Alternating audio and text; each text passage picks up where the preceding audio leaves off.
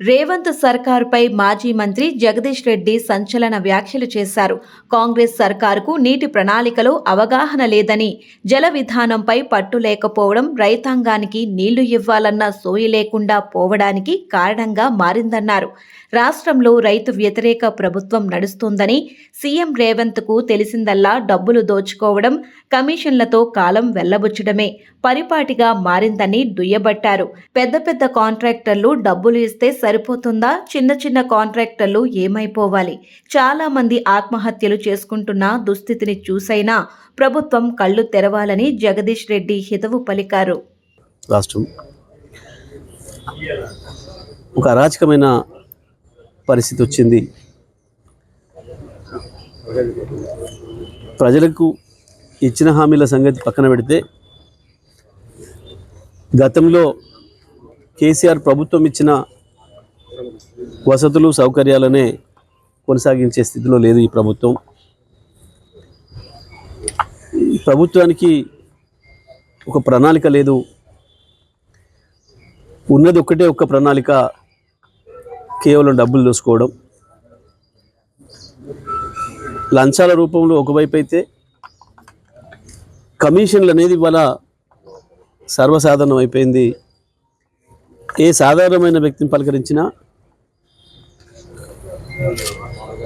ప్రభుత్వంలో పనిచేసిన దానికి పోవాలంటే రూట్లు దేవులాడుకోవాల్సిన పరిస్థితులు ఉన్నారు. 10 నుంచి 20% చేరింది కమిషన్ ఇప్పుడు అనేది ప్రజలందరూ మాట్లాడుకుంటున్నమాట. కాంగ్రెస్ నాయకులు ఎంత బుకాయించాలనుకున్నా, ఎంత తప్పించుకోవాలనుకున్నా తప్పించుకోలేని స్థితికి చేరుకుంది ఇవాళ రాష్ట్ర ప్రభుత్వం యొక్క అవినీతి మరక. స్వయంగా సెక్రటేరియట్లోనే, ఆర్థిక మంత్రి ఛాంబర్ ముందే కాంట్రాక్టర్లు పాపం నిరసన తెలపాల్సిన పరిస్థితి. మరొక వైపు మేము ఆత్మహత్యలు చేసుకుంటామని కూడా ప్రభుత్వానికి అల్టిమేటం ఇవ్వాల్సిన దుస్థితి ఈ రాష్ట్రంలో వచ్చింది. ఇది ప్రజలు ఏమాత్రం ఊహించింది కాదు. 10 సంవత్సరాల కేసీఆర్ పరిపాలన చూసిన ప్రజలకి ఇవాళ ఈ 15 నెలల పరిపాలన చూస్తే ఎంత బాధ కలుగుతుందో, అలాంటి వాళ్ళకి ఎంత అసహ్యం వేస్తుందో స్పష్టంగా కనబడుతుంది. ఇవాళ ఎక్కడి పోయినా ప్రజలు, మీడియా మిత్రులు కనబడితే చాలు పిలిచి వాళ్ళ ఆక్రోశాన్ని ఏ రకంగా వెళ్ళగలుగుతున్నారో, ముఖ్యమంత్రి కనబడితే అది పెళ్లి కార్యమా, అది సాగు కార్యమా, ఇంకో కార్యమా అనేది కూడా చూడకుండా ఏ రకంగా వాళ్ళ నిరసనను లేదా వాళ్ళ ఆకాంక్షని తెలియజేస్తున్నారో మనం చూస్తూ ఉన్నాం. నిన్న మొన్న జరుగుతున్న సంఘటనలు చాలా దురదృష్టకరం. ఇది ఇప్పటికైనా రాష్ట్ర ప్రభుత్వం సరి చేసుకోవాలి. ఈ కమిషన్లు మనం కర్ణాటకలో చూసినాం. ఇంత బహిరంగంగా కమిషన్లు తీసుకొని ఇబ్బందులు పెడుతున్నారు కాంట్రాక్టర్లు అన్న దాని మీదనే అక్కడ ప్రజలు ఆడ ప్రభుత్వాన్ని మార్చిండ్రు. దురదృష్టవశాత్తు ఇవాళ తెలంగాణలో అదే మళ్ళీ రిపీట్ అవుతుంది. ఈ కమిషన్ల దందాను వెంటనే ఆపాలని చెప్పి బీఆర్ఎస్ పార్టీగా మేము డిమాండ్ చేస్తున్నాం.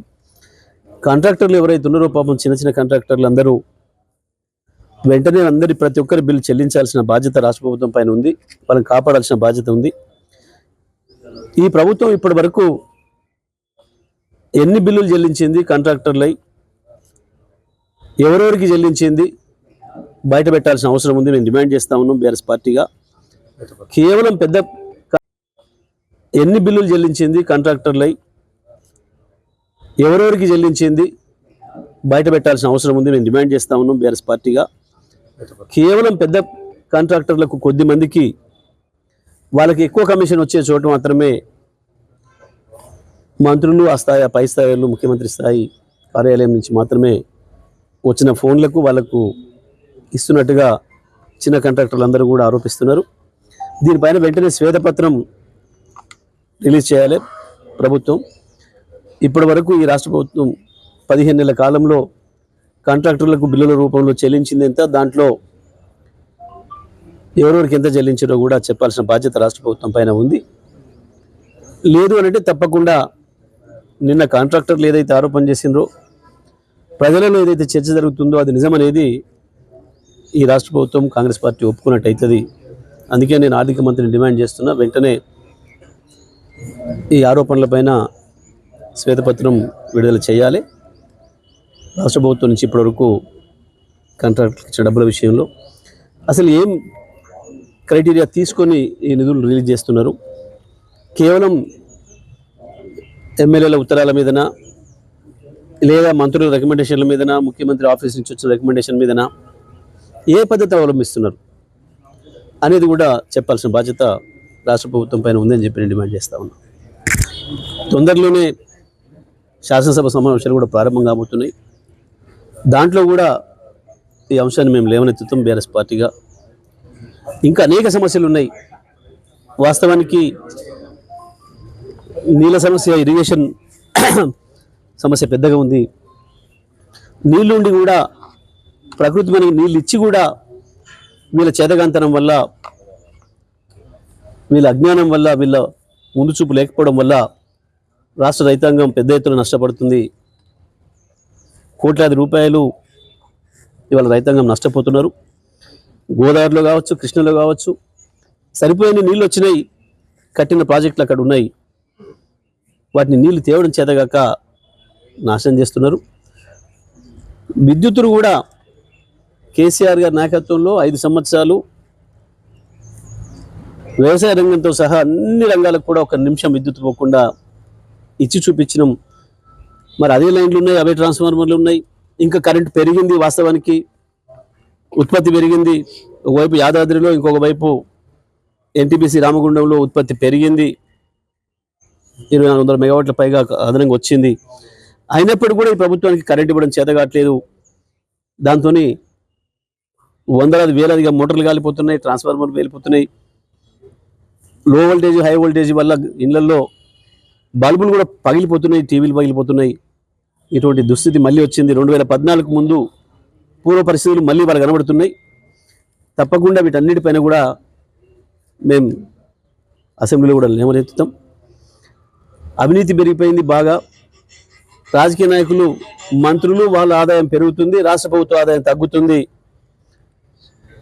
ఇసుక మాఫియా, ఇసుక దోపిడీ కొరకు కాళేశ్వరం లిఫ్ట్ ప్రారంభించకుండా ఇవాళ కాళేశ్వరం కింద ఉన్న రైతాంగం మొత్తం సూర్యాపేట వరకు ఇక్కడ ఎండబెడుతున్నారు. కృష్ణ పైన మాట్లాడే దమ్ము లేక, చంద్రబాబు నాయుడికి వ్యతిరేకంగా, మోడీకి వ్యతిరేకంగా మాట్లాడే దమ్ము లేక వాళ్ళకు లొంగిపోయి కృష్ణ పరివాహక ప్రాంత రైతాంగాన్ని కూడా అన్యాయం చేస్తున్నారు. అన్ని విషయాలు కూడా తప్పకుండా ప్రభుత్వం మేము నిలదీస్తాం.